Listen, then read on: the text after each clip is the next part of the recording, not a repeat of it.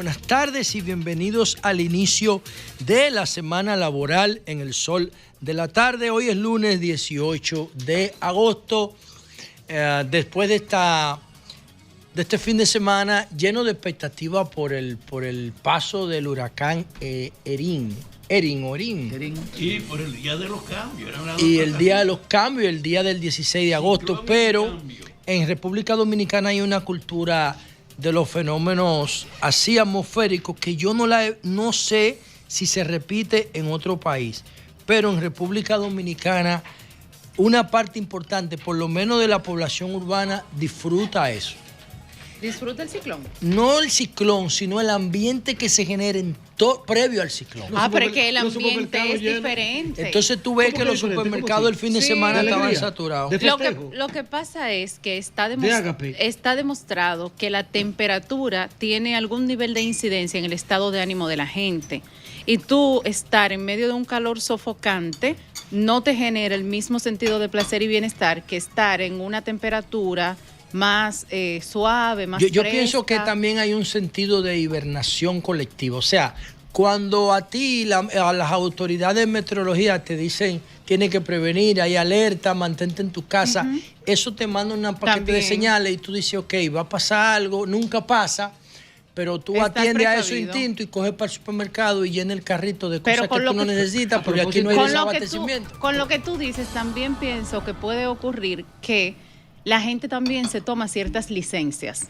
Por ejemplo, si tú querías faltar al trabajo, tú faltas como con esa excusa. Como que es una excusa lógica, que no te atreves a hacerlo en otro recuerda momento. que el 56% de los empleos en República Dominicana son informales. Y ese tipo de personas que es informal, que tiene que producir diariamente, que no puede dejar de hacerlo, un tipo de fenómeno como este, Cristal, que lo obliga a hacerlo, le permite descansar. Estoy en contacto con el general Juan Manuel Méndez. Lo tendremos en la línea en un ratito. Se va a comunicar con nosotros en 20 minutos. Yo estuve conversando con él. ¿Está en la agenda? Sí, estuve conversando. Sí, yo lo agendé. Estuve conversando con él ayer bastante, porque hay mucha gente que se distorsiona a sí mismo, ¿no? O se autodistorsiona. El huracán, el ciclón categoría 5 no va a repercutir directamente, no va a entrar, gracias a Dios, al territorio.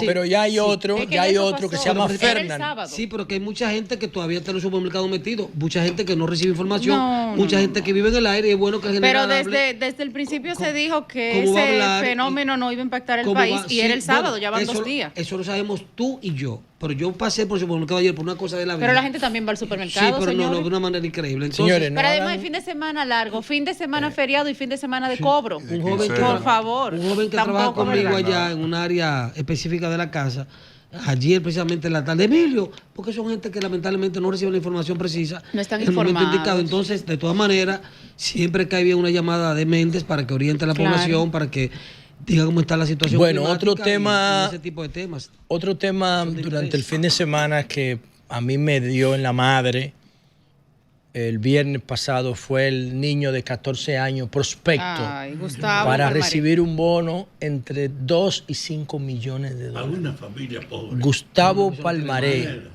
Me dolió a mí. Terminó sus entrenamientos. ¿Qué edad tenía, José? Tenía 14 años. Wow. Estaba en una academia de un instructorio informal, a Maurice Piña. No, es todo lo contrario. A Maurice Nina. De lo más reconocido en el ambiente, a Maurice Nina. Yo no digo que no era reconocido, yo digo que es informal. ¿Por qué? Bueno, porque el ambiente es informal. No, porque después del caso de Adrián Beltré, los niños, las MLB no entran en contacto con ellos hasta que no tienen 16 años. Ese es el umbral. Entonces, hasta que no tienen 16 años, ellos tienen que estar en esas academias. Sí. No es que la MLB tiene un circuito para menores. Es el Estado que tiene que regular Es el eso, Estado que tiene que tener eso. Por eso es que yo le doy la categoría de informales. Se murió un niño de 14 años. De menos, eso fue que fue inyectado. No, que le inyectaron. El año pasado que le inyectaron caballín. Lo mataron. Pero es importante. No, pero estoy poniendo que la falta de supervisión del Estado permite, porque eso que le pusieron ese químico, ese muchachito, están sueltos. Es importante destacar con respecto al joven... Y sin juicio y sin sometimiento por la Procuraduría. Al joven Gustavo, ya fallecido. Gustavo Palmaré. Que en el año 2023 él fue galardonado como el jugador más destacado en el Mundial Sub-12 de béisbol. Sí, y un año después, en el año 2024, fue seleccionado como el jugador más valioso en la primera serie del Caribe Kicks en Panamá. No sé si lo recuerdan, fue una noticia que se compartió mucho y que lamentablemente ahora hay que dar la noticia. ¿Y supuestamente cuánto le iban a dar de bono? Bueno, yo tengo aquí, tomando en consideración lo que han recibido, por ejemplo, hay dos niños, José Perdomo y Elian Peña, recibieron bono de $5 millones. Leo de Bryce recibió un bono de $4.2 millones. Kenny Acuña, yo no sé si es familia de Ronald Acuña Jr., porque viene en República Dominicana, no solamente produce los prospectos de aquí, también sino lo de Venezuela. Sí, lo de Venezuela y de Cuba. Y de Cuba, que no tienen problemas por el régimen político. Kendry Acuña, de 14 años, igual que Palmaré, recibió un bono de $3 millones. Cuando tú te mueves entre 3 y 5 millones de dólares, te da 4 millones. Pero Gustavo Palmaré estaba siendo comparado con superestrella de la Grandes Ligas porque jugaba outfield, con 14 años tenía todo su talento en bruto y en proceso de desarrollo porque todavía su cuerpo no estaba definido. Yo conozco... Si ese chamaquito no sufría ninguna lesión, iba a ser un súper perfecto, tipo Julio Rodríguez. El papá de Juan Soto... y lo puedo decir públicamente, lo conozco, era un humilde puertero de Raintel. ¿Me oye, José La Luz? Sí, claro. El papá de Juan Soto, una persona muy espléndida, muy servicial, un caballero. Y fíjense, como ciertos sectores del mundo deportivo le criticaban mucho con su muchacho. Señores, la formación que ese señor Binguí le ha dado a Juan Soto, fíjense que Juan Soto, hasta que no firmó su gran contrato, jugó su contrato, nadie lo vio en un escenario público. Luego de ese contrato fue a celebrar con sus amigos a una discoteca de un muchacho. Sí, Juan Soto es un ejemplo. Pero el ejemplo ha sido su padre, que lo ha formado. No, yo digo que Juan Soto, por eso, además del precio del contrato, del valor intrínseco asociado al béisbol, es una figura que... Pero ha tenido un padre que ha estado encima de él con sacrificios, con vicisitudes, con precariedades, y siempre ha estado con el proceso antes de firmarlo y luego de firmarlo. Lo que pasa es que hermano, que no es por eso. Mira, lo que pasa es que con este caso, tú tienes un niño tú tienes un niño de 14 años, busca ese apellido, Palmaré, ese apellido te da Batey. Sí. Claro que sí. Búscalo. Es un superdotado, ¿verdad? Pero es una familia muy pobre que no puede tenerlo en una academia en Estados Unidos. ¿Por qué no lo llevan a Estados Unidos a una academia? Caramba, entonces, ¿qué hace? Que se lo entregan a estas academias. Estas academias del señor Nina no es mala. El tipo está bien posicionado. No, es de la mejor. Ahora, ¿qué es lo que ocurre? Que es un niño de 14 años. Entonces, él está en guerra. ¿Y qué quiere él? Coño, lo están sometiendo a una rutina de un adulto. Para un niño que lo que quiere es explorar su entorno, aprender. No, fue en la academia. Él se salió de la academia y fue para una laguna. Esa zona es muy lagunosa. En el Toro, ahí. Esta mañana yo escuchaba a Luisín Jiménez decir que dentro de la narración que hacía la madre de Gustavo, decía que ellos, o sea, era él y otros niños, volaron una cerca. Eso es normal en los niños. Para poder... Entonces eso era lo que él decía. Es que uno se lo encuentra como difícil de entender y uno quiere buscar un culpable, pero eran niños. Sí, pero... Y además, otra característica de informalidad de las academias es que yo estoy en esa zona. Y está bien, tú puedes proteger la entrada. Y ahí hay varias, ¿verdad? Pero si tú estás hablando de una academia, significa que son play, que son operadores, para terminar, son grandes. Entonces, tú puedes tener una seguridad, pero la seguridad se expresa en dinero. Sí. Tú puedes tener una seguridad pasiva. ¿Qué es una seguridad pasiva? Una cámara y una pared. Pero recuérdate tú que esas academias lo que están buscando es el bono, lo que le toca por la firma. Mira, pero aquí hay un problema más grande. Aquí hay un problema más grave. No tienen cuarto para invertir full así. Aquí hay un problema más grave que ese. Y ojalá que esta tragedia, que no es bienvenida para nada, pero que por lo menos sirva de ejemplo para hacer un llamado de atención a las autoridades y también a las academias americanas, en este caso a la academia de MLB. Es que un niño a los 13, 14 años es un niño, no es un adulto, pero las academias quieren que a los 13 o 14 años, déjeme decirle, mire José, yo que conozco el tema, yo fui pelotero inclusive, si un niño a los 13, 14 años no está con las condiciones que las academias requieren, no lo firman. Un niño con 15 y 16 años de edad, aquí en República Dominicana ya, para jugar béisbol es un viejo. Aquí el niño se lo palabrean desde los 9 años, escuchen esto, desde infantil que están jugando, se lo palabrean y le dicen cuánto le van a dar y si lo protegen, tienen sus métodos y sus formas, que no tengo todo, ¿verdad? En la mano. Pero te palabrean cuánto te van a dar y ese niño de los 9 años está firmado. Ahora, como legalmente no pueden hacerlo por el caso de los Dodgers, ¿verdad? Fue con los Dodgers y el caso de del Colla, de Adrián Beltré, entonces no pueden hacerlo, lo que hacen es que lo palabrean. Pero ahora, ¿qué pasa? El sistema americano, a los 21 y 22 años, es que entran al sistema de MLB. En Puerto Rico también por igual. Pero nosotros a los 13 años, a los 14 años. Para firmar a los 16. En julio, bueno, subieron ahora. Es bueno que tú ilustres a la audiencia, el caso de Adrián Beltré. Para que la gente entienda. Que Adrián Beltré lo firmaron, no solamente lo firmaron ilegal, le pusieron 2 años para poder firmarlo. Tenía 14 y le pusieron 15. Y además cogió una infección que por poco se muere. Scott Boras fue que le salvó la vida, el mismo agente de Soto. Yo lo que pienso que lo vio amarillo en un campo de entrenamiento y se le acercó y le dijo, niño, ¿qué te pasa? Y Scott Boras fue que lo acogió. ¿Qué tenía? Y Scott Boras fue que denunció el caso de los Dodgers y por eso cambió la regla. A partir de Adrián Beltré es que estos niños no se pueden... Y cerran la escuela de los Dodgers por varios años. Yo pienso que este es un caso que debe llamar la atención de los padres, porque muchas veces, atendiendo al talento que pueda tener un hijo, uno accede a múltiples acciones o comportamientos que al final pueden jugar en contra de nuestros hijos. Lo que sucede es... Lo digo porque, por ejemplo, mi hijo practicaba atletismo. Y yo reconozco que cuando yo me di cuenta que era el mejor, lo saqué. ¿Cómo va a ser? No. ¿Y por qué? ¿Por qué no? ¿Pero por qué? No quería que mi hijo estuviera en ese ambiente. ¿Pero por qué?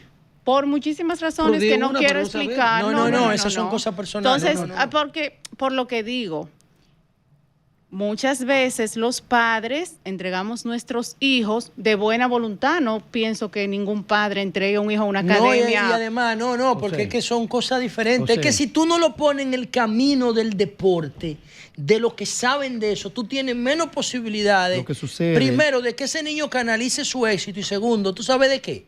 Estamos hablando... Lo que pasa es que no lo va a poder hablando de que este niño ya el niño en 2 no años, está. En 2 años. ¿Entiendes? Sí, pero que... Te voy a poner un caso. Sucede, o sea, el niño ya no está. Te voy a poner un caso. Nunca había pasado algo así. No. Nunca. Tú no tienes riesgo. Bueno, lo que sucede es... Yo no lo entrego. Que la cosmovisión que a veces se expresa sobre estos temas nos distancia a veces desde la perspectiva de clase media de cuál es la realidad de la miseria de donde vienen esos niños. Exactamente. Esos niños vienen de situaciones de hambre que ustedes no se imaginan, que apenas pueden comer a veces pan con agua de azúcar. En algunos casos, que se van a jugar pelota sin nada en el estómago. Entonces, un papá, una mamá, una madre soltera, un padrastro, lo que sea. Hay padrastros que han levantado muchos niños porque la mamá se dejó del papá y crían ese muchacho. Y esas situaciones de hambre y de miseria y de falta de oportunidades y el Estado que no tiene control sobre esas ligas de deporte, porque el Ministerio de Deporte nunca se ha ocupado, nadie se ha ocupado desde el sistema de vigilancia deportiva a establecer los criterios de controles del Estado sobre la protección infantil. El CONANI nunca se ha ocupado y el deporte menos. Entonces, esos padres ven en esos niños la única oportunidad de salir de la pobreza. Y eso es lo que yo veo mal. Eso es lo que yo veo mal. Es que un hijo no puede verse como una oportunidad. No, pero una gente pobre, pero no es correcto. Pero eso lo ves tú. Eso lo ves tú, tiene cierto problema resuelto. No, nadie tiene situación resuelta y que tú no puedes pensar que tú no, señores, la falta de educación, Cristal. Obviamente. Yo sé que es la falta de educación, pero yo no lo veo bien. Donde quiera eso puede ocurrir. Inclusive puede ocurrir en la misma academia. Simplemente era un niño explorando su entorno. ¿Vieron las imágenes? Que con 14 años años quiere ser pelotero, quiere pero también jugar, quiere ser niño. ¿Vieron las Y le imágenes? dieron la oportunidad de bañarse en una laguna y la cogieron. ¿Vieron las imágenes de las imágenes de su madre, desconsoladoras? Esa señora estaba frente al féretro de ese niño. ¿Usted vio? Ay, que es su madre. Claro, y la tengo ahí la imagen. Es que yo no había visto ella no, pero que por respeto no le salían ni las lágrimas ni la voz, se le veía el dolor, porque hay un doble dolor ahí. El dolor de perder a una criatura, a su hijo, a su adolescente. El dolor de también, porque hay que ser objetivo en la vida, el futuro de la familia. No, ve que no mencionen eso porque es eso. No, pero claro que sí, hermana. Es que tú lo ves así. Es que no es eso, es que tú estás tienes una situación acomodada. desmeritando su madre. Valoren una cosa. Por Dios. Para esa generación. ¿Qué madre va a estar pensando en eso? Para esa generación en desarrollo, lo único visible son dos éxitos: los deportivos y los artísticos. Ajá, así es. Y si tú tienes condiciones en uno u otro, tú estás pensando en esa referencia. Y hay un tercero, Fafa, pero que no se ¿Cuál? dice, la droga. O sea, la economía Sí, de la sí, droga. Sí, en los pero eso barrios. no es Pero para ahí los no entregan muchachos, eso es para niños. todos los tigres. Ajá. Ahí como Pero que tú para no los entregas niños, hijos. ¿O sí? para los niños hay dos referencias legítimas. En la clase baja, sí. Para la clase baja, yo fui un fanático del béisbol en un grado extraordinario y a muy poca edad. Yo era acompañante del equipo de béisbol de mi zona de ¿Y adultos y me practicaba, llevaban Fafa? porque yo le escribía la crónica para el periódico con 12 años. Y además yo fui manager de mi propio equipo. Sí, el deporte es la única actividad que es fácil integrarse a su perspectiva. Sí. Porque es muy masivo. Pero en los barrios, acuérdate que el béisbol necesita un talento, ¿verdad? Porque necesita una serie Claro. de condiciones, pero también la mayoría de las condiciones son físicas, no son intelectuales. La mayoría de los peloteros no tienen un vocabulario. Compadre, tener condiciones para Exactamente. Entonces, participar. ¿qué pasa? Que el béisbol en República Dominicana, que tiene un talento por la mezcla de nuestra isla, Y los mulatos. tiene un talento impresionante viene para el natural. béisbol, una característica que Un no se arraigo popular. que no se encuentran. En Fafa, ninguna otra nosotros actividad. somos el segundo país que más peloteros genera en el mundo. Con razón. Mira, Pero además, cuando tú llevas eso a nuestra densidad, a nuestra demografía, no cuadra. no coincide. No cuadra. Nosotros tenemos un talento extraordinario. Y esos muchachos que salen de la zona que antes eran Batalla y Cañero, tienen una posibilidad de sacar a su familia de la pobreza. Ahí. Entonces es un problema de movilidad social, de movilidad económica. De ilusiones a la Mira, gente. tú tienes tanta para razón, tienes tanta reivindicarse. razón, que me voy a la composición social de Juan Bosch. El profesor Bosch decía... Breve, porque queremos hablar un poco de Decía que la desigualdad económica jugaba un rol importantísimo en la configuración social de una sociedad. Señores, en los 70, a principios de los 80, había un lugar que existe todavía, y mire la razón de Juan Bosch, que fue un hombre con una visión tremenda, un oráculo, un pitonizo. En los 70, el Salón La Mancha del Hotel Lina, José, ahí iban 5 familias. Vicini, los Brugal, los Fanjul, los Bogar, 5 o 6 familias aristócratas de este país, en los 80 y los 70. En los 90, Ahora van al karaoke, otras el panorama personas. cambia, perdóname. El mejor Porque del tú te país. encuentras con la aristocracia oligárquica dominicana tradicional, te encuentras con los peloteros, te encuentras con los banqueros de las bancas de apuestas, te encuentras con los amigos del narco, que nadie... Y entonces habían antes 10 familias, hoy en día hay 1000 familias diferentes. ¿A qué se debe eso? A lo que tú acabas de decir. Son escapes No, y de además la pobreza, que la sociedad son vías ha crecido conductuales. mucho. Pero antes de hablar de los decretos del presidente, que no sorprendieron a mucha gente, a mí nada más me sorprendieron 2 de esos decretos. ¿Cuál? A mí